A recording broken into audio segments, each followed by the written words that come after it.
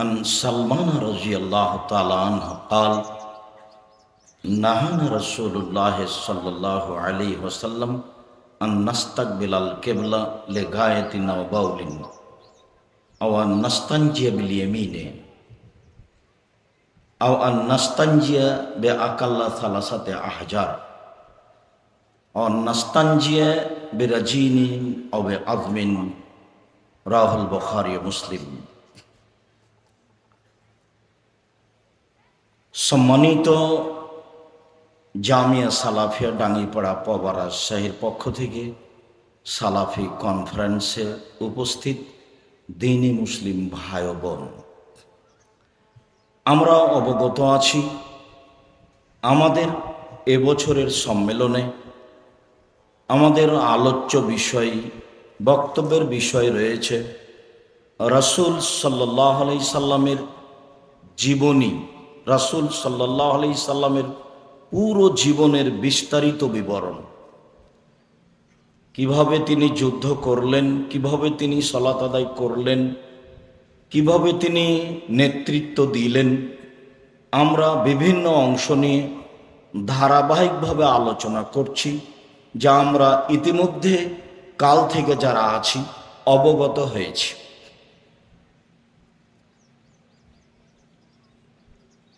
আমরা এটাও অবগত হয়েছি যে আগামীকালকে আমরা জুমার খুতবায় সালাত বিষয়ে রাসূল সাল্লাল্লাহু আলাইহি সাল্লাম কেমন সালাত আদায় করেছেন, কি করতেন তা আমরা অবগত হয়েছি, আরও হব। সেই সুবাদেই আজকে জুমার খুতবায় সালাতের পূর্বের পবিত্রতা, যদিও আমরা পবিত্রতা নিয়ে আলোচনা করছি, আমাদের দাওয়া সেন্টার মিরপুর ঢাকা, ওখানে আমরা ধারাবাহিকভাবে আলোচনা আরম্ভ করেছি। নিয়মিত আমাদের এই দাওয়া সেন্টারে জুমার খুতবায় বিষয়ভিত্তিক ধারাবাহিকভাবে আলোচনা চলবে।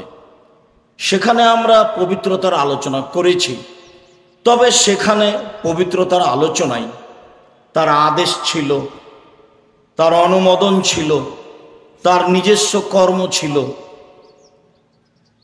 আজকের আলোচনায় আমরা রাসূল সাল্লাল্লাহু আলাইহি সাল্লাম পবিত্রতা নিয়ে নিজে কি করেছেন এই বিষয়ে আমরা এক গুরুত্বপূর্ণ বিস্তারিত আলোচনা অবগত হব ইনশাআল্লাহ।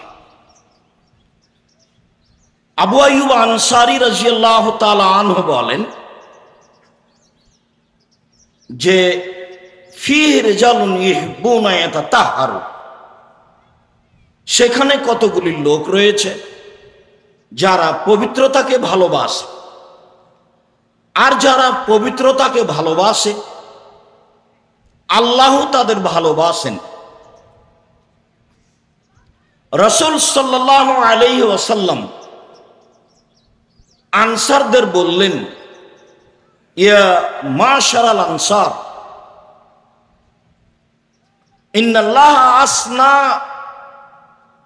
আলাইকুম ফিত তাহুর ফামা তাহুরুকুম, আল্লাহ তাআলা তোমাদের পবিত্রতার প্রশংসা করেন, তোমরা কি পবিত্রতা অর্জন করো।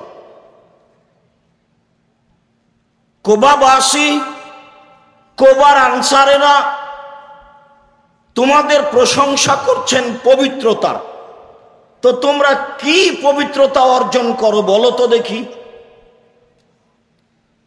তো আনসারগণ বললেন, নাতাওয়াদ্দাউ লিস-সালাতে, আমরা সালাতের জন্য পানি দিয়ে ওযু করি, অনাগতাসিলু মিনাল জানাবা, আর ফরজ গোসলের প্রয়োজন হলে পানি দিয়ে গোসল করে পবিত্রতা অর্জন করি, অনাস্তানজি বিল মায়ে, আর পেশাব পায়খানার পরে পানি দিয়ে পবিত্রতা অর্জন করি। কালা যাকা ফিমা আসনাকুম ফালাইকুমুহু, হ্যাঁ এটাই আল্লাহ তাআলা তোমাদের এই কারণেই প্রশংসা করছেন যে তোমরা পছন্দনীয় পবিত্রতা অর্জন করো যা আল্লাহ ভালোবাসেন। হ্যাঁ, এটাই ভালো। আমরা আজকের সূচনাতেই রাসূল সাল্লাল্লাহু আলাইহি সাল্লামের পবিত্রতা নিয়ে আলোচনা করতে গিয়ে আগে এই অংশটুকু স্পষ্ট হই। মসজিদে নববী থেকে প্রায় 3 কিলোমিটার দূরে একটি মসজিদ আছে, তার নাম কোবা মসজিদ। সেখানে যদি মানুষ 2 রাকাত সালাত আদায় করে তাহলে উমরা করলে যে নেকি হয় সেই নেকি হবে, এ কথা মুহাম্মদ সাল্লাল্লাহু আলাইহি সাল্লাম বলেন। অনেক বড় কথা, যেটা মসজিদে নববীতেও হবে না, যেটা বাইতুল মুকাদ্দাসেও হবে না। তো সেখানে আনসারদের কিছু লোক থাকতেন, তারা কেমন পবিত্রতা অর্জন করতেন, যাদের ভালোবাসার কথা আল্লাহ তাআলা বলেন। তাতে আমরা বুঝলাম যে পবিত্রতাই তারা এই 3টে জিনিস করত। 1, পানি দিয়ে ওযু করে সালাত আদায় করত। 2, পানি দিয়ে ফরজ গোসল করে পবিত্রতা অর্জন করত। 3, পেশাব পায়খানার পরে পানি দিয়ে পবিত্রতা অর্জন করত। এই শেষের অংশটুকুকে ভারত, বাংলাদেশ, পাকিস্তানের এক শ্রেণীর লোক যা বুঝেছে তা জাল জয়ীফ হাদিস দিয়ে আংশিকভাবে প্রমাণিত হয়। রাসূল সাল্লাল্লাহু আলাইহি সাল্লামের কর্ম দিয়ে তা প্রমাণিত হয় না।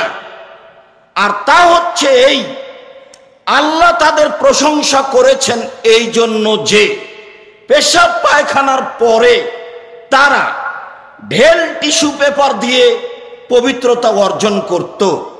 ঢেল টিস্যু পেপার নিয়ে 40 কদম হাঁটত, পায়ের ওপরে পা উঠাতো, খক খক করে কাশত। তাদের এই ব্যাপক গুরুত্বপূর্ণ পবিত্রতার কারণে আল্লাহ তাআলা তাদের প্রশংসা করেছেন। এই কর্ম, এই আচরণ একেবারেই নাজায়েজ, রাসূল সাল্লাল্লাহু আলাইহি সাল্লামের পবিত্রতা অর্জনের সরাসরি বিপরীত। প্রথমত, সাহাবীগণ এরকম আমল করতেন তা বোঝা যায় না। হাদিস দ্বারা যা বোঝা যায়, 1, আমরা ওযু করে সালাত আদায় করতাম। 2, আমরা পানি দিয়ে পবিত্রতা অর্জন করতাম ফরজ গোসলের। 3, পানি দিয়ে পেশাব পায়খানার পরে পবিত্রতা অর্জন করতাম। তো ফলাফলে এমন হলো, সাহাবীগণ এমন করতেন, এ আবার কেমন কথা? সেইটা প্রমাণিত হলো কিভাবে? যদি তাই হয় তাহলে পুরুষেরাই কি পবিত্রতা অর্জন করবে? এবার মহিলাদের কি হবে? তাহলে মহিলারা কি ঢেল নিয়ে 40 কদম হাঁটবে? তারাও কি তারা পায়ের ওপরে পা উঠাবে? তারাও কি এইভাবে খক খক করে কাশবে? এটাই কি পবিত্রতা? রাসূল সাল্লাল্লাহু আলাইহি সাল্লাম পৃথিবীর সবচেয়ে সম্মানী, জ্ঞানীগুণী, বুদ্ধিমান, সচেতন, হুঁশিয়ার মানুষ, তিনি কি এইভাবে পবিত্রতার কথা বলবেন?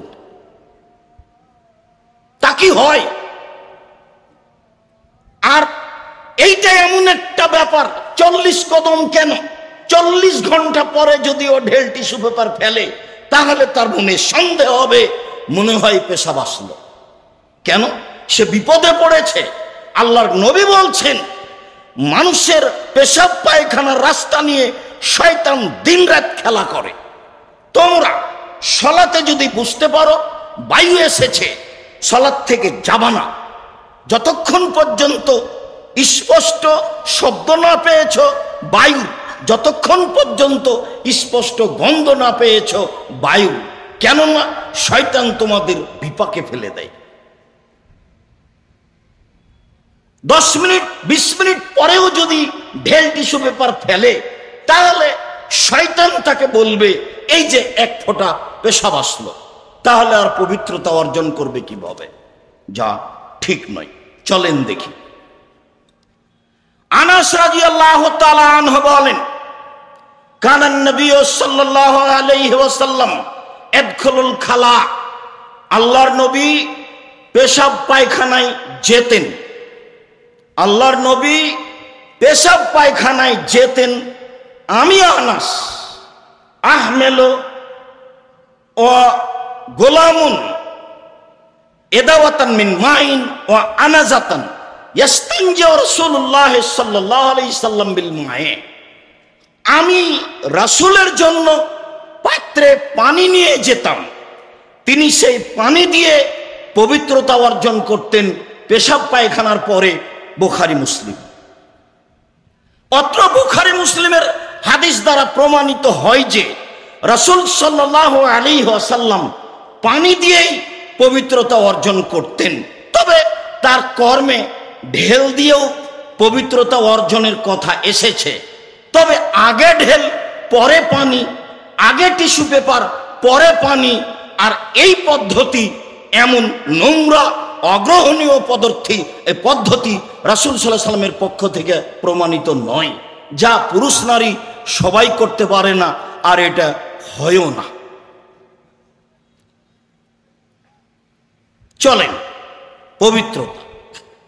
আনাস রাদিয়াল্লাহু তাআলা আনহু বলেন, কানান নবী সাল্লাল্লাহু আলাইহি ওয়াসাল্লাম ইযা দাখালাল খালা, যখন আল্লাহর নবী পেশাব পায়খানার জন্য টয়লেটে বা কোনো এক নির্জনে যেতেন, ওই সময়তে তিনি বলতেন, আল্লাহুম্মা ইন্নী আউযু বিকা মিনাল খুবুসি ওয়াল খাবাইস।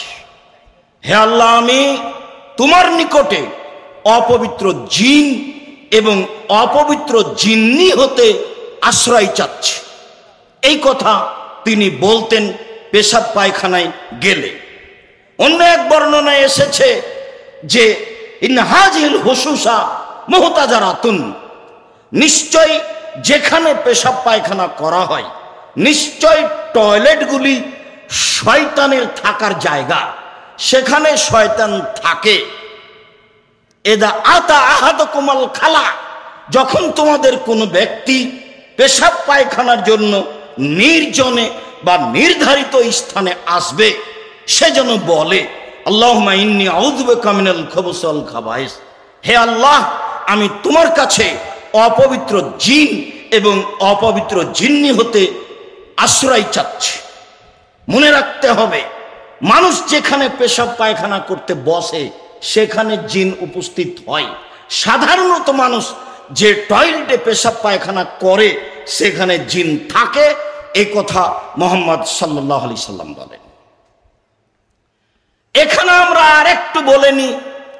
আয়েশা রাদিয়াল্লাহু তাআলা আনহা বলেন, কানান নবী সাল্লাল্লাহু আলাইহি সাল্লাম খারাজা মিনাল খালায়ে, যখন আল্লাহর নবী পেশাব পায়খানার কাজ শেষ করতেন, টয়লেট থেকে বের হতেন, তখন তিনি বলতেন, গোফরানাকা, হে আল্লাহ, আমি তোমার কাছে ক্ষমা চাচ্ছি।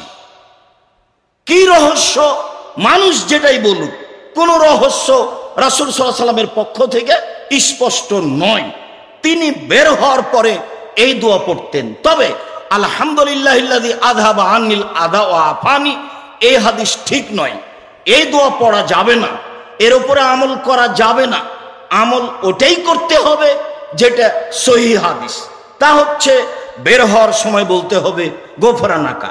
উল্লেখ্য যে এখনকার মানুষের পেশাব পায়খানার জায়গা টয়লেট অতীব সুন্দর পরিষ্কার ঝকঝকে, তাহলে সেখানে কি পেশাব পায়খানার পরে দোয়া পড়া যাবে?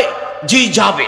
ততক্ষণ পর্যন্ত আপনার কোনো প্রকার জিকির আজকার নিষিদ্ধ, যতক্ষণ পর্যন্ত পেশাব পায়খানার কাজ চলে। বসেছেন উঠা পর্যন্ত, যখন উঠে গেছেন তখন আপনি ফ্রি, সেখানে আপনি দোয়া পড়তে পারবেন, সেখানে আপনি ওযু করতে পারবেন, এ কথাই ঠিক। রাসূল সাল্লাল্লাহু আলাইহি সাল্লামের পবিত্রতা, রাসূল সাল্লাল্লাহু আলাইহি সাল্লামের পবিত্রতার কথা বললেই আমার মনে পড়ে 2020 সালের করোনার কথা। রাসূল সাল্লাল্লাহু আলাইহি সাল্লামের পবিত্রতা দেখলে আপনার মনে হবে যে আসলেই আমরা ভুল বুঝে এই পদ্ধতিতে মাস্ক ব্যবহার করেছি এবং হাত ধৌত করেছি, যা রাসূল সাল্লাল্লাহু আলাইহি সাল্লামের পদ্ধতি নয়। রাসূল সাল্লাল্লাহু আলাইহি সাল্লাম ঘুম থেকে উঠে হাত পানিতে ঢোকাতেন না। কেন? হাতে পবিত্রতা অপবিত্রতা লাগতে পারে, আগে হাতকে ধুয়ে পরিষ্কার করে নেওয়া হোক। রাসূল সাল্লাল্লাহু আলাইহি সাল্লাম অজুতে মুখে পানি দেওয়ার পূর্বেই তিনি হাতকে আগে ধৌত করেছেন কবজি পর্যন্ত, তারপরে তিনি মুখে পানি দিয়েছেন 3 বার। মানে হাতকে আগে রেডি করতে হবে, প্রস্তুত করতে হবে, এ কথা তিনি স্পষ্ট বলেছেন। হাত আগে ধুইতে হবে এই জন্য যে লা তাদরি, তোমার জানা নাই রাতে হাত কোথায় কোথায় গেছিল, এমন এক অংশে চলে গেছে যার কারণে হাত অপবিত্র হয়ে গেছে, অতএব তাকে আগে ধুয়ে নাও। আয়েশা রাদিয়াল্লাহু তাআলা আনহা বলেন, কানান নবী সাল্লাল্লাহু আলাইহি সাল্লাম ইযাত্তাসালা মিনাল জানাবাত, যখন আল্লাহর নবী পবিত্রতার জন্য ফরজ গোসল করতেন, পবিত্রতা অর্জনের জন্য ফরজ গোসল করতেন, ফাবাদা গাসালা ইয়াদাইহি, প্রথমে তিনি হাত দুটি ধুয়ে নিতেন। হাতকে আগে প্রস্তুত করতে হবে অজু করার জন্য। হাত দুটি আগে ধুয়ে নেওয়ার পরে ইয়াতাওয়াদ্দাউ কামা ইয়াতাওয়াদ্দাউ লিস-সালাতে, তিনি অজু করতেন ফরজ গোসলের পূর্বে ওইভাবে যেইভাবে তিনি সালাতের জন্য অজু করতেন। ফরজ গোসলের অজু আর সালাতের অজু একই অজু। এই অজুতেই পরবর্তীতে গোসলের পরে সালাত চলবে। পরের অংশে একটু বাক্য বলেনি। আয়েশা রাদিয়াল্লাহু তাআলা আনহা বলেন, সুম্মা ইদখিলু আসাবিআহু ফিল মায়ে, তারপরে তিনি পানিতে হাত ডুবাতেন। আগে অজু করলেন, প্রথমে হাত ধুয়ে নিয়েছেন, তারপরে অজু করলেন সালাতের অজু। পূর্ণ অজু করার পরে আবার তিনি পানিতে হাত দিতেন। হাত দিয়ে পানি নিয়ে তিনি তার শরীরের মাথার চুলগুলিকে ইউখাল্লিলু উসুলা শারিহি, মাথার চুলের ভিতরে আঙ্গুল ঢোকাতেন। মাথার চুলের ভিতরে আঙ্গুল ঢুকিয়ে চুলের গোড়াগুলিকে ভালো করে ধুয়ে নিতেন। সুম্মা ইয়াসুব্বু সালাসা গারাফাতিন বিয়াদাইহি, তারপর 2 অঞ্জলিতে করে পানি নিয়ে 3 অঞ্জলি পানি মাথায় ঢালতেন। সুম্মা ইয়াসুব্বু আলা জাসাদিহি কুল্লিহি, তারপর পুরো শরীরে পানি ঢেলে পবিত্রতা অর্জন করতেন। হাদিস বুখারী মুসলিম। এ কথা আয়েশা রাদিয়াল্লাহু তাআলা আনহা বলেন। বলছিলাম রাসূল সাল্লাল্লাহু আলাইহি সাল্লামের পবিত্রতার কথা বলতে গিয়ে এ অংশে চলে আসলো কিছু কথা। আমরা যে ফরজ গোসল করতে গিয়ে সালাতের অজুর মতো অজু করলাম, তো ফরজ গোসল করার পরে এখন এই অজুতে সালাত হবে কি না? অবশ্যই হবে। কেন? ফরজ গোসলের কারণে শরীরের যেসব অঙ্গে হাত লেগেছে তাতে অজু ভেঙে যায়নি। এই গোসল অজু ভঙ্গের কারণ নয়, হেতুই সালাত চলবে, অজু ভেঙে যায়নি।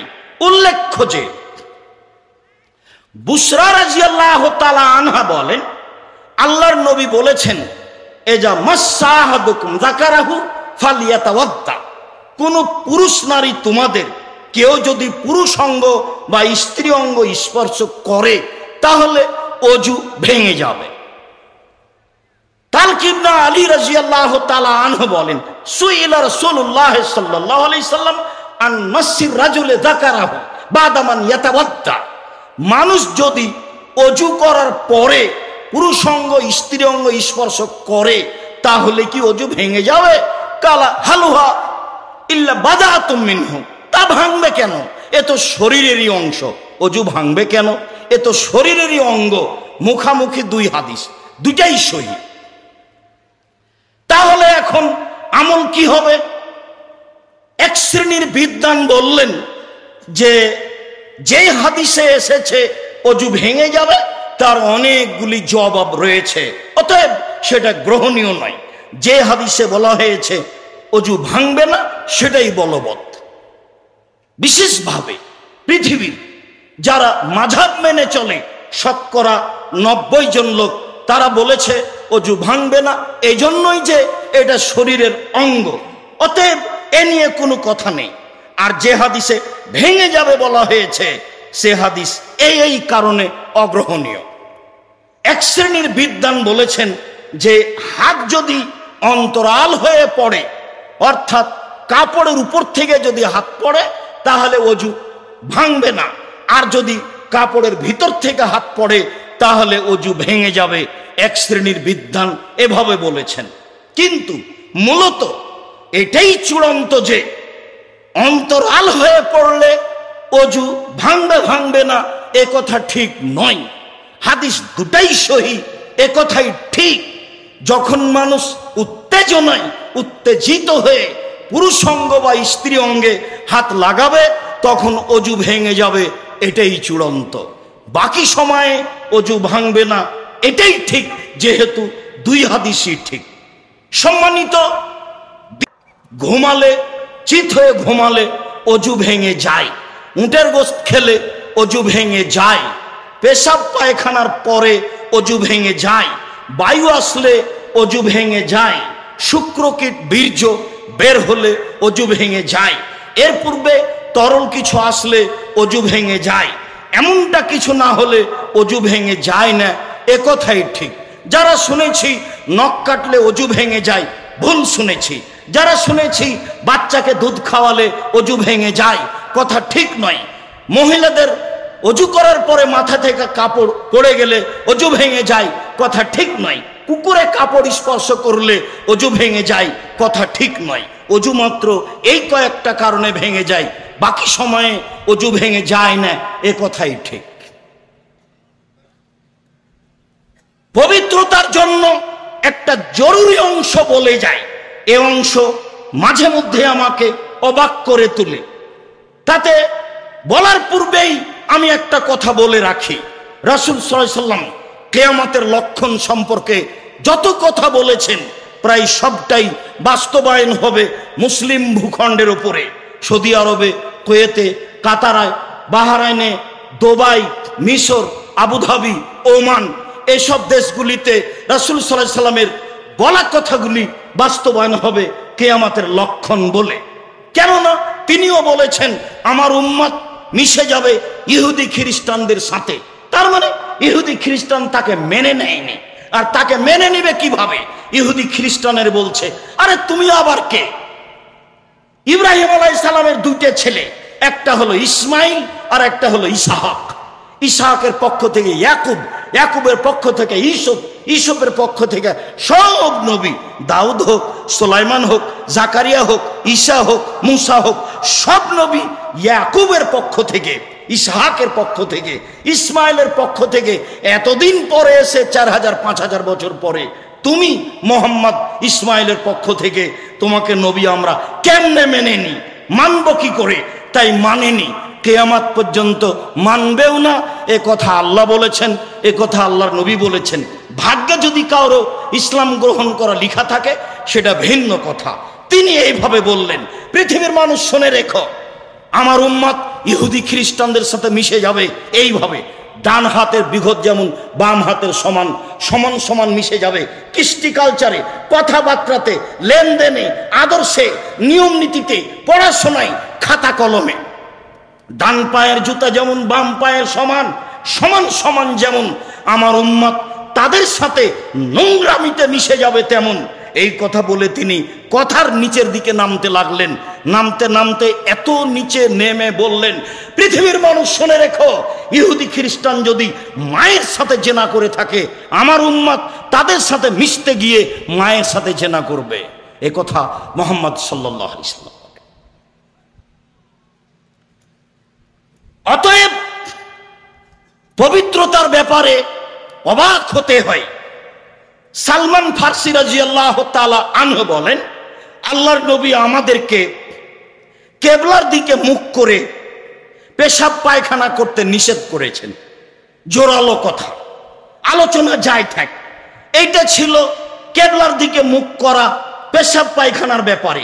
ভারত, বাংলাদেশ, পাকিস্তানের লোক বুঝে নিল যে ঘুমানোর ব্যাপারে কেবলার দিকে মুখ করা যাবে না, পা করা যাবে না। এটা কিভাবে বুঝলো? রাসূল সাল্লাল্লাহু আলাইহি ওয়াসাল্লাম বলছেন, ঘুমানোর সুন্নাত হচ্ছে ডান কাতে গালের নিচে হাত রেখে দোয়া পড়ে ঘুমাতে হবে।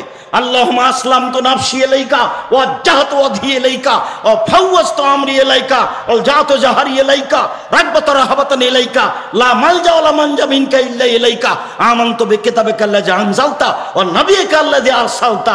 এই দোয়া পড়ে ডান কাতে ঘুমিয়ে যেতেন। পা কোন দিকে যাচ্ছে, কোন দিকে থাকছে, এই বিবেচনা মুহাম্মদ সাল্লাল্লাহু আলাইহি সাল্লাম আমাদের সামনে পেশ করেননি। ভারত, বাংলাদেশ, পাকিস্তানের লোক বুঝলো, অবাক কথা, কেবলার দিকে পা করে কি শোয়া যায়? আমি নাটোরে এক জায়গাতে প্রোগ্রামে গেছিলাম, আনুমানিক 10 থেকে 12 বছর আগের ঘটনা। দুইজন লোক এসেছে বক্তব্য শুনতে, আমার সাথে সাক্ষাৎ করছে। আমি কেবলার দিকে পা করে শুয়ে আছি। আসলে আমি যে খেয়াল করে শুয়ে আছি তা নয়, এমনি শুয়ে আছি।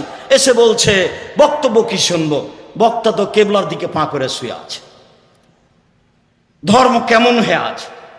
মানুষ যেটা জানে সেটাই ধর্ম। রাসূল সাল্লাল্লাহু আলাইহি সাল্লামের কথা কেউ তলিয়ে দেখলো না। তিনি ঘুমানোর ব্যাপারে ডান কাত এ কথা উল্লেখ করলেন, পা কোন দিকে থাকবে এ কথা তিনি বললেন না। সালমান ফার্সি রাদিয়াল্লাহু তাআলা আনহু বলেন, রাসূল সাল্লাল্লাহু আলাইহি সাল্লাম নিষেধ করেছেন কেবলার দিকে মুখ করে পেশাব পায়খানা করো না। সালমান ফার্সি রাদিয়াল্লাহু তাআলা আনহু বলেন, পৃথিবীর মানুষ, তোমরা ডান হাতে পেশাব পায়খানার পরে পবিত্রতা অর্জন করো না, বাম হাত দিয়ে পবিত্রতা অর্জন করো।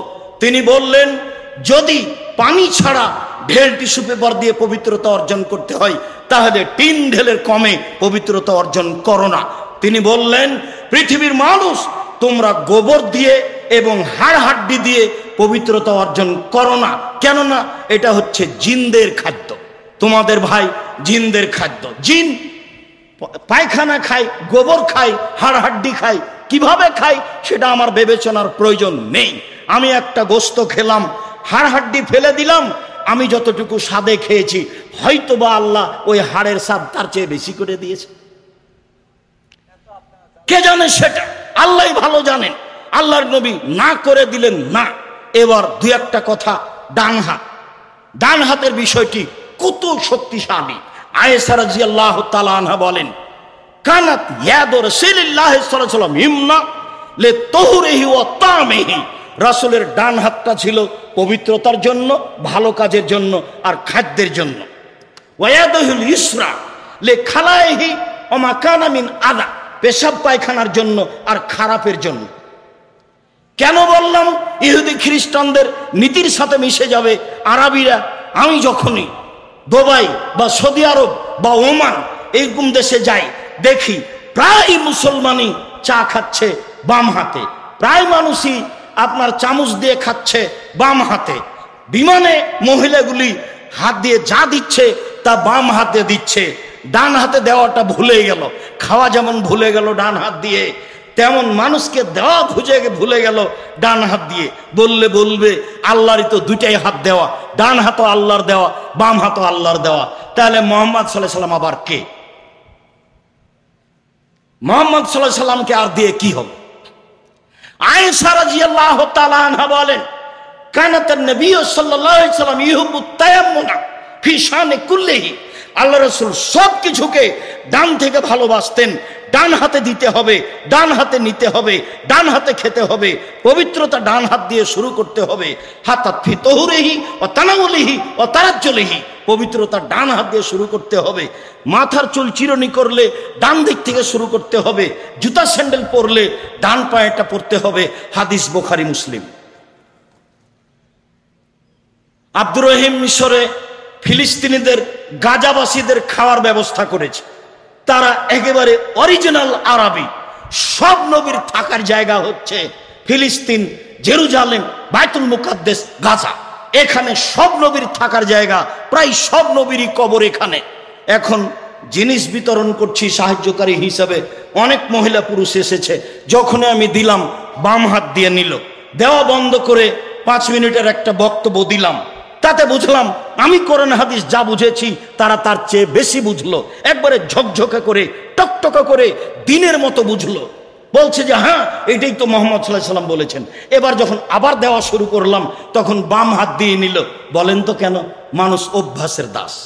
বুঝেছে কথা ঠিক, যে আমলে আনতে পারে না। আমল তো কাজ করছে সব সময় বাম হাত। পেশাবে বাম হাত, পায়খানায় বাম হাত, খাওয়াতে বাম হাত, দেওয়াতে বাম হাত, সবকিছু তো বাম হাত। মানুষ এখন পশুর মতো হয়ে গেছে। আমার উম্মত ইহুদি খ্রিস্টানদের সাথে মিশে যাবে। ডান হাতের বিঘত যেমন বাম হাতের সমান, বাম পায়ের জুতা যেমন ডান পায়ের সমান। এ কথা বলতে বলতে নামতে নামতে বললেন, ইহুদি খ্রিস্টান যদি মায়ের সাথে জেনা করে থাকে, আমার উম্মত কৃষ্টি কালচারে, নিয়ম নীতিতে, চলাফেরাতে, খাওয়া দাওয়াতে, সব কিছুতেই এরাও এমনভাবে মিশে যাবে, শেষ পর্যন্ত তারা মায়ের সাথে জেনা করবে। সম্মানিত দ্বীনি ভাই বোন, আয়েশা রাদিয়াল্লাহু তাআলা আনহার এইসব বিবরণে ডান হাতের বিষয়টি খুব ভালোভাবে স্পষ্ট হয়। এখানে কথাটি রেখে দিলাম। চলেন পবিত্রতায় যাই। শরীফ ইবনে হানি রাদিয়াল্লাহু তাআলা আনহু বলেন, সালতু বিআইয়ি শাইইন কানা নবী সাল্লাল্লাহু আলাইহি সাল্লাম ইয়াফআলু আইয়াদা ইযা দাখালা বাইতাহু। আল্লাহর নবী যখন বাড়ি থেকে ভিতরে প্রবেশ করতেন, তখন তিনি প্রবেশ করেই কি করতেন? তো আয়েশা রাদিয়াল্লাহু তাআলা আনহা বললেন, বিসওয়াক। বাহির থেকে বাড়িতে ঢুকলে তিনি মেসওয়াক করতেন।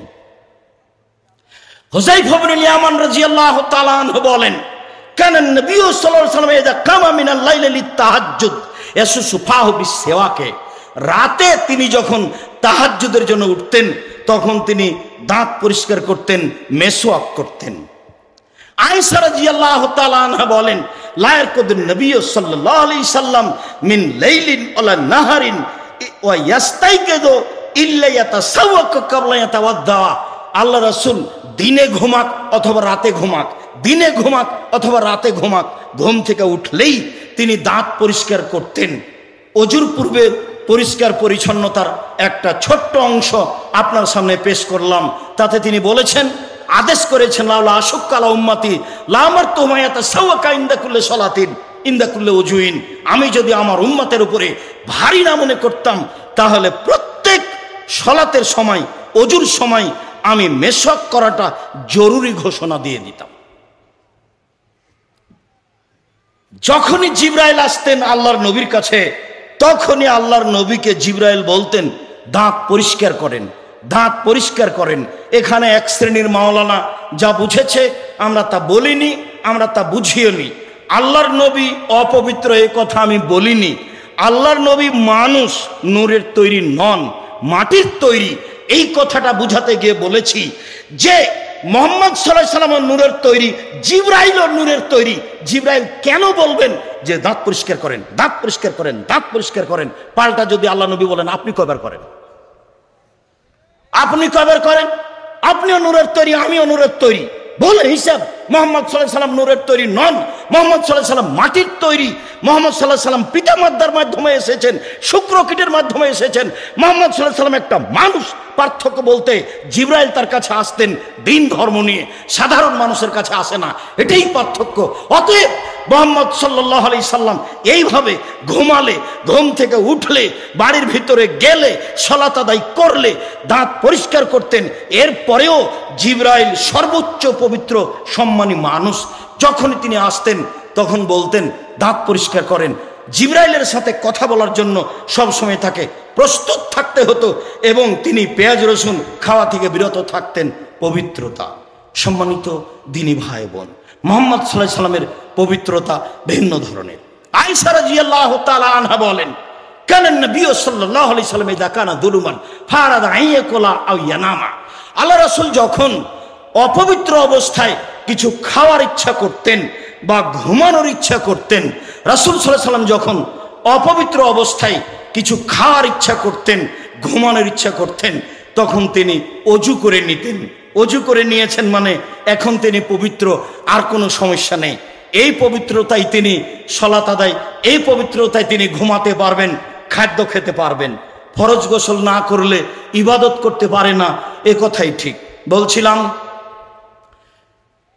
যারা অপবিত্র পুরুষ বা অপবিত্র নারী, অপবিত্র নারী হয় হায়েজের কারণে, অপবিত্র নারী হয় সন্তান প্রসবের কারণে, অপবিত্র নারী হয় ফরজ গোসলের কারণে।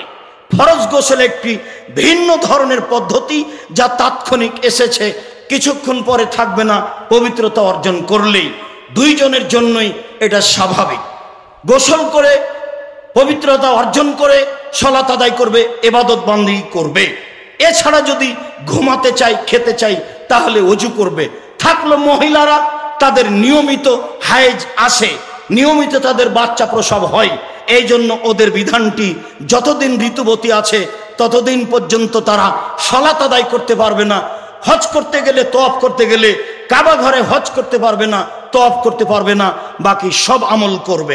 আয়েশা রাদিয়াল্লাহু তাআলা আনহা বলেন যে আমি রাসূলের সাথে হজ করতে আসলাম, তওয়াফ করতে করতেই দুই একবার পরে আমার ঋতু হয়ে গেল, আমি বসে কান্নাকাটি করছি।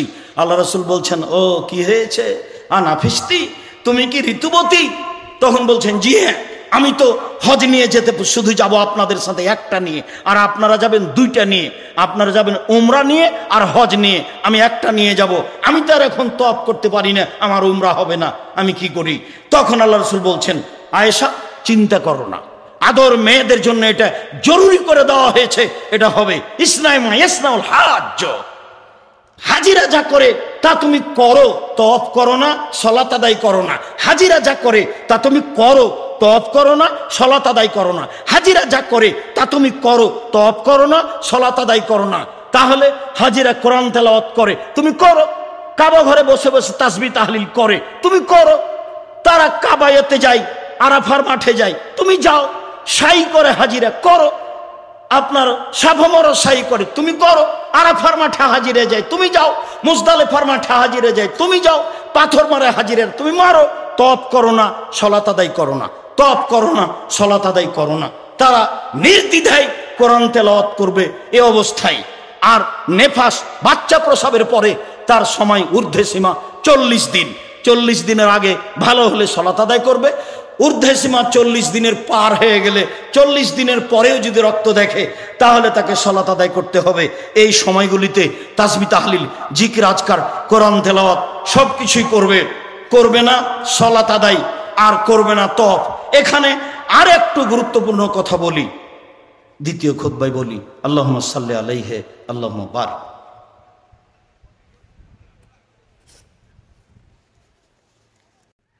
আলহামদুলিল্লাহ ওয়াহদা ওয়াসসালাতু ওয়াসসালামু আলা মান লা নাবিয়্যা বাদা। সম্মানিত অত্র সালাফি কনফারেন্সে উপস্থিত দিনী মুসলিম ভাই বোন, আমরা রাসূল সাল্লাল্লাহু আলাইহি সাল্লামের নিজস্ব পবিত্রতা নিয়ে আলোচনা করছিলাম। তিনি নিজে কেমন পবিত্রতা অর্জন করতেন তা আয়েশা রাদিয়াল্লাহু তাআলা আনহা সময়ের গতিতে বলছেন। এইবার আল্লাহ রাসূল এবং আয়েশার দুইজনের কর্মে চলে আসি, বুঝতে পারবো কিছু কথা। আয়েশা রাদিয়াল্লাহু তাআলা আনহা বলেন, কালা লি রাসূলুল্লাহ সাল্লাল্লাহু আলাইহি সাল্লাম, আয়েশা নাবিলিল খুমরাতা মিনাল মসজিদ, মসজিদ থেকে জায়নামাজটা দাও তো। আয়েশা, মসজিদে যে জায়নামাজটা, মুসল্লাটা আছে, এটা আমাকে দাও। তা আমি বললাম, ইন্নী হিজতু, আল্লাহর নবী আমি যে ঋতুবতী, আমি মসজিদে যাব।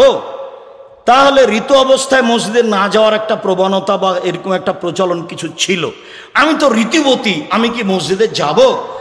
তখন আল্লাহ রাসূল বলছেন, আরে ইন্না হাইজাতাকা লাইসাত ফি ইয়াদিকা, ঋতু কি তোমার হাতে লেগে আছে নাকি? যাও, হাদিস তো বুখারী মুসলিম। ঋতু কি তোমার হাতে লেগে আছে? হাইজার রক্ত কি তোমার হাতে লেগে আছে? মসজিদে যাও, মসজিদ থেকে নিয়ে আসো। একাধিক হাদিস বুখারী মুসলিমের আছে যে অপবিত্র অবস্থায় মসজিদে তারা ঘুমাচ্ছে, একজন যুবতী মহিলাকে মসজিদে থাকার জায়গা করে দেওয়া হয়েছে। আয়েশা রাদিয়াল্লাহু তাআলা আনহা বলেন, কানান নবী সাল্লাল্লাহু আলাইহি সাল্লাম ইত্তাকাউ ফি হুজরি, আল্লাহর নবী আমার উরু রানের উপরে হেলান দিয়ে শুইতেন। ওয়াকরাউল কোরআন ওয়া হাইজ, তখন তিনি কোরআন মাজিদ পড়তেন। আমি ঋতুবতী, আমার উরু রানের উপরে মাথা দিয়ে ঘুমাতেন, এরপরে তিনি কোরআন মাজিদ পড়তেন, তখন আমি ঋতুবতী। আয়েশা রাদিয়াল্লাহু তাআলা আনহা বলেন, কুনতু আশরাবুল মা সুম্মা উনাওয়ালাহু, আমি গিলাসে পানি পান করার পরে রাসূলের হাতে দিতাম। ফা ইয়াদাউ ফাহু আলা মাওদি ফিহি ওয়া নাহাইজ, আমি যেখানে মুখ লাগিয়ে গিলাসে পানি পান করেছি, মুহাম্মদ সাল্লাল্লাহু আলাইহি সাল্লাম ভালোবাসা দেখাতে গিয়ে সেখানে মুখ লাগিয়ে পানি পান করেছেন, তখন আমি ঋতুবতী। আয়েশা রাদিয়াল্লাহু তাআলা আনহা বলেন, ওয়ানা আতারাকুল আরকা ওয়া নাহাইজ, আমি নিজে দাঁতে গোশত ছিঁড়ে খেতাম, তারপরে সুম্মা ইউনাবিলহু, আল্লাহ রাসূলের হাতে গোশতের টুকরা দিতাম।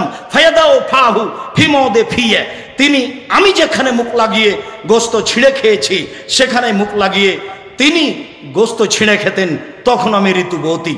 আয়েশা রাদিয়াল্লাহু তাআলা আনহা বলেন, ইখরাজু ইলাইয়া রাসাহু ওয়া ফিল মুতাকিফ, আল্লাহর নবী ইতিকাফ অবস্থায় তাসবিহ তাহলিল করছেন, এরকম একটা পর্যায়ে মাথাটা আমার দিকে ঠেলে দিলেন। ফাগসিল রাসাহু, আমি তার মাথাটা ধুয়ে দিব। ওয়ানা হাইজ, তখন আমি ঋতুবতী। সম্মানিত দিনী ভাই বোন, স্বামী স্ত্রীর ভালোবাসা যেমনভাবে ফুটে উঠে, ঋতু অবস্থায় মানুষ কি করতে পারে তাই স্পষ্ট ফুটে উঠে। আয়েশা রাদিয়াল্লাহু তাআলা আনহা বলেন, আমার রানী রাসূলুল্লাহ সাল্লাল্লাহু আলাইহি সাল্লাম আত্তাজেরা, আল্লাহ রাসূল আমাকে আদেশ করলেন ঋতু অবস্থায় আমি অতিরিক্ত কাপড় ব্যবহার করব। ফাইবা শ্রেণী, তারপর তিনি আমার শরীরের সাথে শরীর লাগিয়ে গায়ের সাথে গাও লাগিয়ে ঘুমাতেন থাকতেন, তখন আমি ঋতুবতী। অত্র হাদিসগুলিতে অপবিত্র অবস্থায় রাসূলের জীবন কেমন ছিল তার সাথে এটাই স্পষ্ট হয়, স্ত্রীর সাথে ভালোবাসা কেমন ছিল এটাও স্পষ্ট হয়। মধ্যখানে দু এক বাক্য আপনার সাথে, এ তো বাঙালি মানুষ, তার উপরে যদি চাঁপাই নবগঞ্জের মানুষ হয় তাহলে সুযোগ হলে বউকে গালি দেয়, কখনই বা এক গিলাস পানি খাবে এভাবে, সুযোগ হলেই কিছু কথা বলে নেওয়া হয়। জি না, কটু কথা বলতে আল্লাহ রাসূল স্ত্রীকে নিষেধ করেছেন, স্বাভাবিকভাবে মুখের উপর মারতে নিষেধ করেছেন।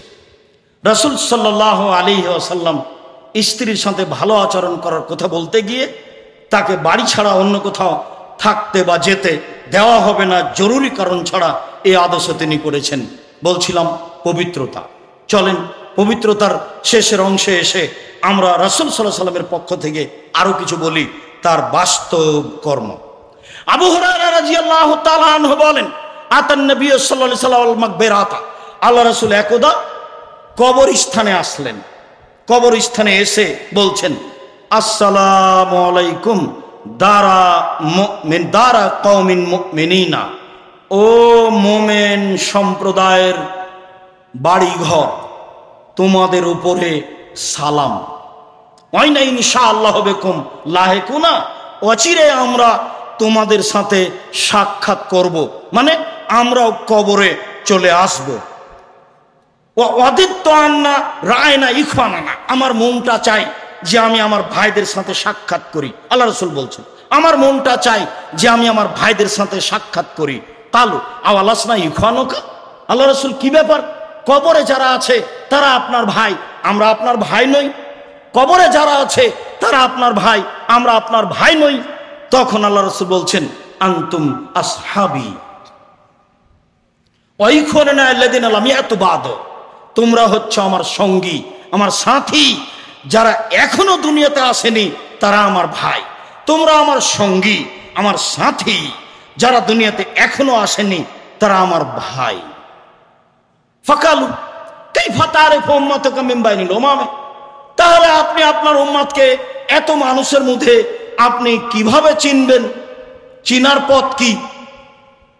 তখন রাসূল সাল্লাল্লাহু আলাইহি ওয়াসাল্লাম বললেন, আচ্ছা তোমরাই বলো, মা রাআইতুম আন্না রাজুলান লাহু খাইলুন গুরুন মুহাজ্জালাতুন, একটা লোকের যদি একটা ঘোড়া থাকে চকমকে, কপালে চকমকে দাগ, হাঁটুতে চকমকে দাগ, পায়ে চকমকে দাগ, বাইনা জাহারাই বহমিন দহমিন, এই খাইলিন বহমিন দহমিন, খুব কালো বিকট কালো ঘোড়ার মাঝে, অনেকগুলি ঘোড়ার মাঝে যদি তার এই চকমকে ঘোড়া থাকে তাহলে কি সে চিনতে পারবে? কালোবালা, হ্যাঁ তো তা তো চিনতে পারবেই যে অনেক ঘোড়া কালো, তার মধ্যে চকচকে লাল সাদা, চিনবেই তো। তখন আল্লাহ রাসূল বলছেন, শোনো, ইন্না উম্মতি ইয়াতুনা ইয়াউমাল কিয়ামা গুরান মুহাজ্জালিন মিন আসারিল উযুয়ে ওয়া নাফারাতুহু আলাল হাওজে, কিয়ামতের মাঠে আমার উম্মত আসবে অজুর অঙ্গগুলি ঝকমকে অবস্থা নিয়ে, আমি তাদের দেখে চিনে নিব, আমি হাউজে কাউসারে সবার আগে উপস্থিত থাকব। পৃথিবীর মানুষ শুনে রেখো, বিচারের মাঠে আমি আমার উম্মতকে অজুর চিহ্ন দেখে চিনে নিব।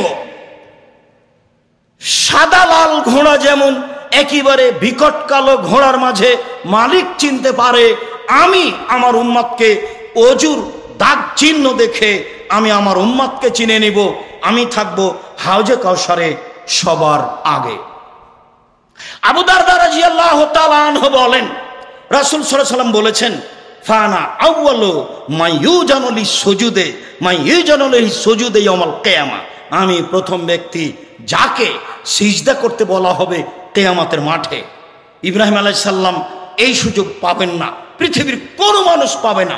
আমি প্রথম ব্যক্তি যাকে সিজদা করতে বলা হবে কিয়ামতের মাঠে। মানা আউয়ালু, আমি প্রথম ব্যক্তি যাকে বলা হবে আইয়ারফা রাসাহু, মাথা উঠাও, আমি মাথা উঠাবো। ফা আনজুরু ইলা উম্মতি মিন বাইনিল উমামে, আমি আমার উম্মতকে দেখব হাজার উম্মতের মাঝে, আমি দেখেই চিনে নিব।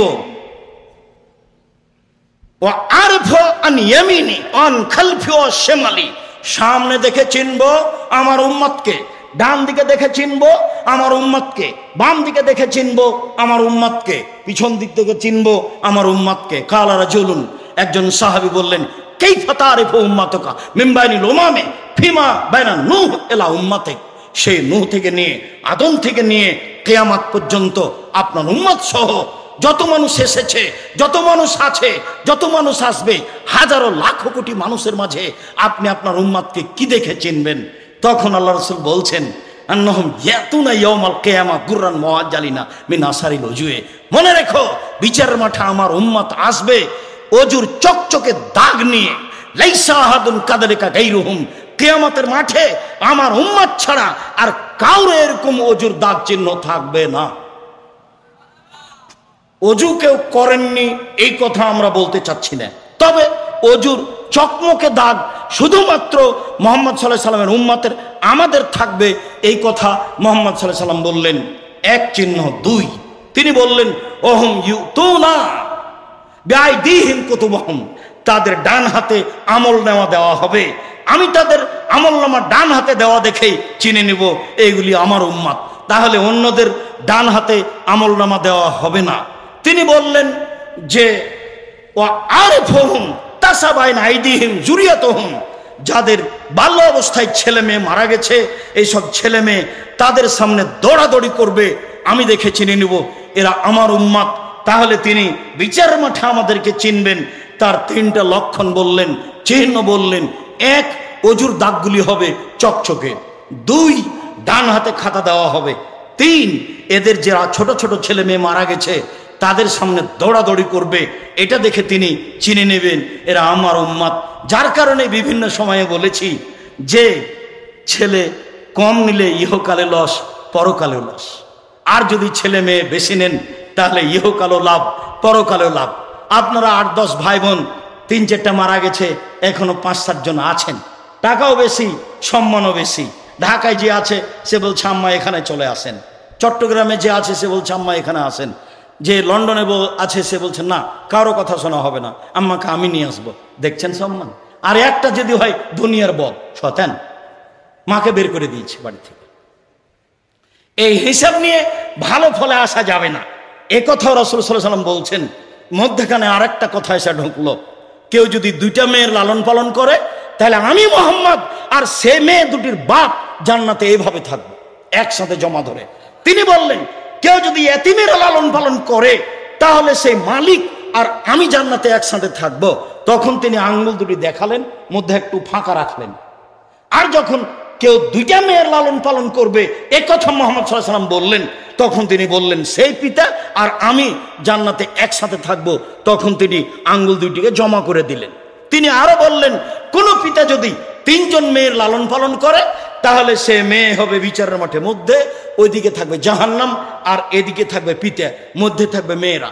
3টা মেয়ে যতক্ষণ পর্যন্ত ঘোষণা না হবে তাদের পিতার জান্নাতে যাওয়া, ততক্ষণ পর্যন্ত মেয়েরা এখান থেকে সরবে না, হয় জান্নাত নইলে ঘেরে থাকবে তারা। এটাই চূড়ান্ত সিদ্ধান্ত। এই কথা মুহাম্মদ সাল্লাল্লাহু আলাইহি ওয়াসাল্লাম বলেছেন। 10টা ছেলেকে উচ্চ শিক্ষা দিলে ছেলে বাপের কিছু করবে, এ কথা মুহাম্মদ সাল্লাল্লাহু আলাইহি ওয়াসাল্লাম বলেননি। তো বাপ ছেলেকে পড়াবে কেন? জন্ম দিয়েছে এই জন্য। চলেন পবিত্রতায় মুহাম্মদ সাল্লাল্লাহু আলাইহি ওয়াসাল্লামের কথা বলে শেষের দিকে চলে আসি। ইবনে আব্বাস রাদিয়াল্লাহু তাআলা আনহু বলেন যে রাসূল সাল্লাল্লাহু আলাইহি ওয়াসাল্লাম আমাদের বললেন যে আল্লাহ তাআলা বলেন, আল্লাহ তাআলা আমাদের নবীকে বলছেন ইয়া মুহাম্মদ। আল্লাহ নবীকে মোহাম্মদ বলে ডাকতেন, জিবরাইল নবীকে মোহাম্মদ বলে ডাকতেন, সাহাবীগণ নবীকে বলতেন আল্লাহ রাসূল বলেছেন, আল্লাহর নবী বলেছেন। স্ত্রীগণ বলতেন আল্লাহ রাসূল বলেছেন, আল্লাহর নবী বলেছেন। আর এখন আলেম ওলামারা এক শ্রেণীর মানুষ বলছে পাক হুজুর সাল্লাল্লাহু আলাইহি সাল্লাম বলেছে, পবিত্র হুজুর, পাক হুজুর। এগুলো সব ভ্রান্ত কথা। কোরআন মাজিদের গায়ে শরীফ লেখা আছে, যেমন লেখা আছে, যেমন কিয়ামত পর্যন্ত শরীফ হবে না, মাজিদি হবে, ফুরকানি হবে, কখনো শরীফ হতে পারে না। মানুষের বানানো কথা। ঠিক আল্লাহ রাসূলকে ডাকতে হবে এইভাবে, আল্লাহ রাসূল বলেছেন, আল্লাহ রাসূল খেয়েছেন, আল্লাহ রাসূল দিয়েছেন, এভাবে বলতে হবে। আল্লাহ বলতেন মোহাম্মদ, জিবরাইল বলতেন মোহাম্মদ। আল্লাহ বলছেন মোহাম্মদ হাল তাদরি ফিমা ইয়াক্তাসিমুল মালাউল আলা। মোহাম্মদ আপনি কি বলতে পারেন কি বিষয় উপরে নিয়ে হইচই হচ্ছে? আল্লাহ নাম, তিনি বলে হ্যাঁ আমি বলতে পারি। ফিল কাফারাত, মানুষের পাপ কিসে মিটে যায় সেই নিয়ে কথাবার্তা চলছে ওপরে। এই কথা বলে তিনি বলছেন শোনেন, মানুষের পাপ কিসে মিটে যায়? আল মাকসুবাদাস সালাওয়াত, মসজিদে বসে যদি সালাতের পরে তাসবিহ তাহলিল করে তাহলে মানুষের পাপ মিটে যায়। 2, মানুষ যদি পায়ে হেঁটে মসজিদে যায় তাহলে মানুষের পাপ মিটে যায়। 3, মানুষ যদি সুন্দর করে ওযু করে তাহলে মানুষের পাপ মিটে যায়। 3, 1, সুন্দর করে ওযু করলে মানুষের পাপ মিটে যায়, মান বেড়ে যায়। 2, সালাতের পরে মসজিদে বসে বসে তাসবিহ তাহলিল করলে পাপ মিটে যায়, মান বেড়ে যায়। 3, পায়ে হেঁটে মসজিদে গেলে পাপ মিটে যায়, মান বেড়ে যায়। সালাম ফিরার পরই সব জায়গাতে উঠে দাঁড়াই, এই নীতি টোটালি বন্ধ করতে হবে। এরপরে রাসূল সাল্লাল্লাহু আলাইহি ওয়াসাল্লাম বললেন মান ফালাহাদা আশাবে খায়রিন মাতাবে খায়রিন, এমনটা করলো যে তার মরে যাওয়া ভালো, তার বেঁচে থাকা ভালো, তার মরে যাওয়া ভালো, তার বেঁচে থাকা ভালো, তার মরে যাওয়া ভালো, তার বেঁচে থাকা ভালো। এই কথা বলার পরে রাসূল সাল্লাল্লাহু আলাইহি ওয়াসাল্লাম বলছেন ওয়ারাজুল কানা মিন খাতিতিহি কায়ামিন ওয়ালাদাত উম্মুহু, তারপরে লোকটা হয়ে যায় সেই দিনের মতো যেদিন তার মাতাকে জন্ম দিয়েছে। তারপর লোকটা হয়ে যায় সেই দিনের মতো যেদিন তার মাতাকে জন্ম দিয়েছে। লোকটা নিষ্পাপ হয়ে যায়। এই 3টি কাজে মানুষ নিষ্পাপ হয়ে যায়। উল্লেখ্য যে আরো 2টা কাজে মানুষ নিষ্পাপ হয়ে যায়, এ কথা আল্লাহ রাসূল বলেছেন।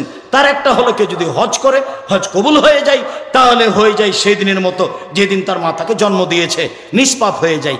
আরেকটা হচ্ছে মানুষ অসুস্থ হয়ে যদি বলে আলহামদুলিল্লাহ, তাহলে লোকটি হয়ে যায় সেদিনের মতো যেদিন তার মাতাকে জন্ম দিয়েছে, নিষ্পাপ হয়ে যায়। আর এখন মানুষ যদি অসুখ হয়, সামান্য অর্থ সম্পদ যদি থাকে, তাহলে সিঙ্গাপুর বা আর কোথাও। আল্লাহ রাসূল সাল্লাল্লাহু আলাইহি ওয়াসাল্লাম বললেন একজন মহিলাকে, যে মহিলা এসে বলল আল্লাহ রাসূল আমার খুব অসুখ, আমি মির্গি রোগে ভুগছি, আমি আমার কাপড় খুলে দিই, তা আপনি একটু আমার জন্য দোয়া করেন এগুলো যেন না থাকে। তো আল্লাহ রাসূল বলেন দেখো তুমি যদি ধৈর্য ধারণ করো তাহলে তুমি জান্নাতে যাবা। তখন মহিলা বলছে আল্লাহ রাসূল আচ্ছা ঠিক আছে, আমি আমার অসুখের উপরে ধৈর্য ধারণ করলাম, তবে আমি যে মির্গি রোগে কাপড় চোপড় খুলে দিই এটা যেন না হয়। আচ্ছা ঠিক আছে, দোয়া করে দিলাম, তোমার এইটা হবে না।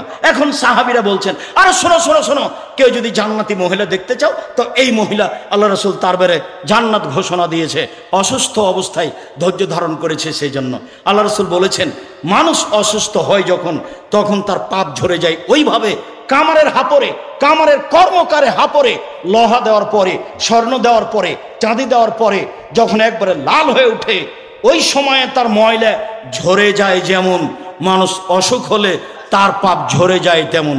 এরপরেও মানুষ সেটা বুঝতে চায় না। পরের অংশে বলি, এবার আল্লাহ বলছেন মোহাম্মদ এজা সাল্লাইতা, যখন তুমি সালাত আদায় করবে ফাকুল, তখন তুমি বলো। আল্লাহ বলে দিচ্ছেন আমাদের নবীকে আপনি যখন সালাত আদায় করবেন তখন আপনি বলবেন, কি বলবেন? আপনি বলবেন আল্লাহুম্মা ইন্নী আসআলুকা ফিলাল খাইরাতে ওয়া তারকাল মুনকারাতে ওয়া হুব্বাল মাসাকিন, আল্লাহ আমি তোমার কাছে চাচ্ছি ভালো কর্ম করতে, মন্দ কর্ম ছাড়তে, মিসকিন দরিদ্রদের ভালোবাসতে। আল্লাহ আমি তোমার কাছে চাচ্ছি ভালো কর্ম করতে, মন্দ কর্ম ছাড়তে, আর ফকির মিসকিনকে ভালোবাসতে। এই 3টা আল্লাহ আমাদের নবীকে শিখিয়ে দিচ্ছেন। আপনি বলুন আল্লাহ আমি যেন ভালো কর্ম করতে পারি, আমি যেন মন্দ কর্ম ছেড়ে দিতে পারি, আমি যেন ফকির মিসকিনকে ভালোবাসতে পারি। এই দোয়া আল্লাহ শিখিয়ে দিচ্ছেন আমাদের নবীকে তার নিজস্ব কর্মের মধ্যে এই দোয়া। সম্মানিত সালাফি কনফারেন্সের দিনী মুসলিম ভাই বোন, আমরা শেষে চলে আসি। রাসূল সাল্লাল্লাহু আলাইহি ওয়াসাল্লাম বললেন, করলেন, কেউ যদি বা নিজে যে ব্যক্তি ওযু করবে, ওযু শেষে বলবেন আশহাদু আল্লা ইলাহা ইল্লাল্লাহু ওয়াহদাহু লা শারীকা লাহু ওয়া আশহাদু আন্না মুহাম্মাদান আবদুহু রাসূলুহু, তাহলে জান্নাতের 8টি দরজা সবটাই খুলে গেছে। ফালইয়াদখুল ফি আইয়িহা শা, এখন ইচ্ছা যেটা দিয়ে ইচ্ছা ঢুকতে পারে। 8টাই দরজা খোলা, যেটা দিয়ে ইচ্ছা সেটা দিয়ে মানুষ ঢুকতে পারে। মহিলা যদি 4টা কাজ করে জান্নাতের সব দরজা খুলে যায়। 1, 5 ওয়াক্ত সালাত, 2, রমজান মাসের রোজা, 3, স্বামীকে মেনে চলা, 4, জেনায় লিপ্ত না হওয়া, তাহলে মহিলার জন্য জান্নাতের সব দরজা খুলে গেছে। কেউ যদি ওযুর পরে বলে আশহাদু আল্লা ইলাহা ইল্লাল্লাহু ওয়াহদাহু লা শারীকা লাহু ওয়া আশহাদু আন্না মুহাম্মাদান আবদুহু রাসূলুহু, তাহলে তার জন্য 8টি দরজা খুলে গেছে, যেটা দিয়ে ইচ্ছে প্রবেশ করবে। আমলে নিয়ে আসতে হবে কর্ম। সম্মানিত দিনী ভাই বোন, আমরা খুতবার শেষ অংশে এসে বলি, আমরা সবাই জানি জামিয়া সালাফিয়ার সার্বিক অবস্থা। আমরা সে বিষয়ে বিস্তারিত বলতে চাই না। আমরা বলতে চাই বাংলাদেশের শীর্ষস্থানীয় প্রতিষ্ঠান জামিয়া সালাফিয়া সর্ববৃহৎ আয়তনে, সবচেয়ে বড় শিক্ষক গণে, সবচেয়ে বড় শিক্ষক মানে, সবচেয়ে বড় শিক্ষক শিক্ষিকা সংখ্যায়, সবচেয়ে বড় এতিমে 519 জন এতিম অসহায় মানুষ আছে। জামিয়া সালাফিয়া এখানে একাডেমিক ভবনের নির্মাণ কাজ চলছে। জামিয়া সালাফিয়া রূপগঞ্জ নারায়ণগঞ্জে মসজিদ নির্মাণের কাজ চলছে, যার পূর্ব পশ্চিম হলো 200 ফুট, উত্তর দক্ষিণ হলো 300 ফুট। 100 ফুটের উপরে কাজ চলছে, তাতে প্রায় 1.5 কোটি টাকা পাইলিংয়ে গেছে। এখন মেঝা ঢালাতে প্রায় 1.5 কোটি টাকা হবে বলে সবাই বলতে চাচ্ছে। মোটামুটি কাজ শেষের দিকে। দিনাজপুর জামিয়া সালাফিয়ায় 4 তলা ঢালাই হয়েছে, কাজ চলছে। আমি আপনাদেরকে এখানে যেটুকু বলতে চেয়েছি সেটুকু হচ্ছে এই, জামিয়া সালাফের রসিদ বহি বাহিরে ব্যবহার হয় না, কোনো শিক্ষক তা বাহিরে নিয়ে যায় না, নিষেধ আছে। জামিয়া সালাফের ব্যাপারে কেউ খোলা মাঠে বলতে পাবে না। যা বলবো আমি, জামিয়া সালাফিয়ার সব কাজ সরকারিভাবে অডিট হয়, সরকারিভাবে অডিট হয়ে সেগুলি বিতরণ হয়ে থাকে। সরকারিভাবে বাহির থেকে শিক্ষক আসেন, যারা আছেন বাহির থেকে এসে, যারা কিছুক্ষণ পরে আসছেন বা এসে গেছেন মদিনা বিশ্ববিদ্যালয়ের শিক্ষক, তাদেরকে আমরা রাতে দেখতে পাবো। যারা সময় সময় এখানে পাঠদান করে থাকেন, ইন্ডিয়া থেকে যারা এসেছেন তারা নিয়মিত এখানে পাঠদান করে থাকেন। কালকের ওই ছেলের বিবরণে আমরা জামিয়া সালাফের সার্বিক অবস্থা বুঝতে পেরেছি। আমার মনে বড় স্বাদ, আমি এই দেশের মাটিতে উন্নত মানের প্রতিষ্ঠান গর্বই গর্ব ইনশাআল্লাহ, যেখানে ছেলে মেয়ে বাংলা, ইংরেজি, আরবি উন্নত মানের শিক্ষা অর্জন করে জাতির অন্যায়ের বিরুদ্ধে লড়বে, মুখে কলমে মিডিয়ায় লড়বে ইনশাআল্লাহ। এটা জীবন বাজি রেখে চেষ্টা চালিয়ে যাচ্ছি, বলে যাচ্ছি, আল্লাহকে বলছি, আপনাকে বলার জন্য আমি আন্তরিকভাবে অনুরোধ জানাচ্ছি। যেহেতু জামিয়া সালাফিয়া বৈদেশিক পয়সায় চলে না, যেহেতু জামিয়া সালাফিয়া কোনো সংস্থা দিয়ে চলে না, যেহেতু জামিয়া সালাফে বিত্তশালী দিয়ে চলে না, আমি আপনি 2 টাকা, 1 টাকা, 2000, 5 টাকা যেভাবে দিই সেভাবেই জামিয়া সালাফে ভালোভাবে চলছে বলে আমরা দেখতে পাচ্ছি। মর্মে আপনাকে আমি রাসূলের ওই কথাটা বারবার স্মরণ করাতে চাই। আল্লাহ রাসূল বললেন, প্রত্যেক দিন সকালে 2 জন ফেরেশতা নেমে আসেন। একজন বলেন, আল্লাহ যে যতটুকু দিল তুমি তার ততটুকু পূর্ণ করে দাও, যে যতটুকু দিল না তুমি তার ততটুকু ক্ষতি করে দাও। হাদিস তো বুখারী মুসলিম। কি বিচার হতে পারে? একজন সাহাবী এসে বলছেন, আল্লাহর নবী, আমার আব্বা মারা গেছেন, জমি জায়গা ছেড়ে গেছেন, ওসিয়ত করে যাননি। আমি যদি আমার আব্বার নামে দান করি তাহলে আমার আব্বার পাপ মিটে যাবে কি? আল্লাহ রাসূল বললেন, হ্যাঁ। তখন তিনি বড় পাপ ছোট পাপ বললেন না, বললেন তুমি তোমার আব্বার নামে দান করলে তোমার আব্বার পাপ মিটে যাবে। একজন এসে বলছে, আল্লাহ নবী, আমার মা হঠাৎ করে মারা গেছেন, কথা বলতে পারলে দান করতেন, আমি যদি আমার মায়ের নামে দান করি তাহলে এখন আমার মায়ের নেকি হবে কি? আমার মায়ের পাপ মিটে যাবে কি? আল্লাহ রাসূল বললেন, হ্যাঁ, তোমার মায়ের নেকি হবে, পাপ মিটে যাবে। সালাত আপনার কাজ আর একজনের হবে না, হজ আপনার কাজ আর একজনের হবে না, সিয়াম রোজা আপনার কাজ আর একজনের হবে না, কোরআন তেলাওয়াত আপনার কাজ আর একজনের হবে না, তাসবিহ তাহলিল আপনার কাজ আর একজনের হবে না। শুধুমাত্র দুনিয়াতে একটাই কাজ আছে যেটা আর একজনের জন্য হবে, সেটা হলো দান। আপনি আপনার মায়ের নামে দান করলেন, আপনার মায়ের কবরের শাস্তি বন্ধ হয়ে গেল। এই কথাই মুহাম্মদ সাল্লাল্লাহু আলাইহি ওয়াসাল্লাম বলেছেন। তিনি বলেছেন পানি যেমন আগুনকে নিভিয়ে দিতে পারে, দান তেমন মানুষের পাপকে মিটিয়ে দিতে পারে। মর্মে আপনাদের প্রতিষ্ঠান শিরক মুক্ত প্রতিষ্ঠান জামিয়া সালাফিয়া, বিদাত মুক্ত প্রতিষ্ঠান জামিয়া সালাফিয়া, দল মুক্ত প্রতিষ্ঠান জামিয়া সালাফিয়া, সংগঠন মুক্ত প্রতিষ্ঠান জামিয়া সালাফিয়া, হিংসা মুক্ত প্রতিষ্ঠান জামিয়া সালাফিয়া, একেবারেই আল্লাহকে সন্তুষ্ট করার জন্য চলমান প্রতিষ্ঠান জামিয়া সালাফিয়া। এইখানে যদি আপনি 10 টাকা দান করেন, আমার ওই কথাটা সব সময় মনে জাগে, পতিতালয়ের মহিলা যদি কুকুরকে পানি পান করে জান্নাত পেতে পারে, আপনি জামিয়া সালাফিয়ায় নিঃস্বার্থপরভাবে 10 টাকা দান করলে জান্নাত পাবেন ইনশাআল্লাহ। এটা আমার দৃঢ়তা কাজ করে। মর্মে জামিয়া সালাফিয়ার জন্য আন্তরিকভাবে দোয়া করবেন। যেমন ঠিক যখন দানের সময় আসবে তখন দান করবেন তেমন। আর এভাবে মনে রাখবেন, আল ইয়াদুলিয়া খায়রুম মিন ইয়াদিস সুফলা, দেওয়া হাত ভালো নেওয়া হাতের চেয়ে। বুখারী মুসলিম, দেওয়া হাত ভালো নেওয়া হাতের চেয়ে, দেওয়া হাত ভালো নেওয়া হাতের চেয়ে। দিতে শিখবেন নিজে, স্ত্রী দিয়ে, ছেলে মেয়ে দিয়ে। নেওয়া শিখবেন না, নিতে হবে না। দরিদ্রতা থেকে দরিদ্র হলেও, হত দরিদ্র হলেও মানুষের কাছে হাত পাতিয়ে নিতে হবে না, দিতে হবে সব সময়। এই আদর্শে গড়ে উঠবেন। এটাই রাসূল সাল্লাল্লাহু আলাইহি ওয়াসাল্লাম বলেছেন। সালাফি কনফারেন্সে উপস্থিত হওয়া সকল দিনী ভাই বোনের কাছে আমি আন্তরিকভাবে রাসূল সাল্লাল্লাহু আলাইহি ওয়াসাল্লামের এই কথা জীবনে বাস্তবায়ন করার জন্য আন্তরিকভাবে দাবি জানাই। অবশ্যই পালন করার চেষ্টা করবেন। আমরা দুঃখিত, মানুষের তুলনায় জায়গা কম হয়েছে, সময়ের গতিতে হবে ইনশাআল্লাহ। সালাতের পরে বাকি কথা হবে, সালাম ফিরে কেউ উঠবে না। বলছিলাম, আল্লাহ রাসূল সাল্লাল্লাহু আলাইহি ওয়াসাল্লাম বাস্তব জীবনে যেভাবে পবিত্রতা দেখিয়েছেন, যেভাবে ইবাদত দেখিয়েছেন, তুমি আমাদেরকে সেইভাবে পবিত্রতা দেখাও, পবিত্রতা দাও। আমরা যেন রাসূল সাল্লাল্লাহু আলাইহি ওয়াসাল্লামের পবিত্রতা অর্জন করে তোমাকে সন্তুষ্ট করতে পারি।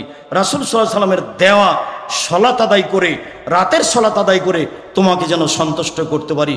তোমার দরবারে এই জোরালো দাবি রেখে বলছি, আল্লাহ আমাদের যারা মারা গেছে তুমি তাদের কবরের শাস্তি মাফ করো। আমরা যারা অসুস্থ তুমি তাদের আরোগ্য দান করো। আমরা যারা বেঁচে আছি তুমি তাদেরকে তোমার রাসূলের পদ্ধতি অনুযায়ী চলার তৌফিক দান। এই দেশে যারা দায়িত্ব পালন করছে তাদেরকে তুমি দেশের উপযুক্ত মানুষ হিসেবে গ্রহণ করো। এই দেশের যতগুলো স্তর আছে সমস্ত স্তরে তুমি ন্যায় পরায়ণ, কালকে আব্দুল্লাহ যে বক্তব্য দিল, শাসকের কেমন হতে হবে নীতি, এরকম তুমি দায়িত্বশীল আমাদের মাঝে দাও। দেশে তুমি শান্তি দাও, নিরাপত্তা দাও। তুমি আমাদের জামিয়া সালাফিয়াকে কবুল করো, আমাদের সকল দিনী ভাই বোনকে কবুল করো। তোমার দরবারে জুমার খুতবার শেষে এই জোরালো দাবি, দাওয়া, দোয়া রেখে আজকের জুমার খুতবা এখানেই শেষ করলাম। আল্লাহুম্মা সাল্লি আলাইহি, আল্লাহুম্মা বারিক আলাইহি।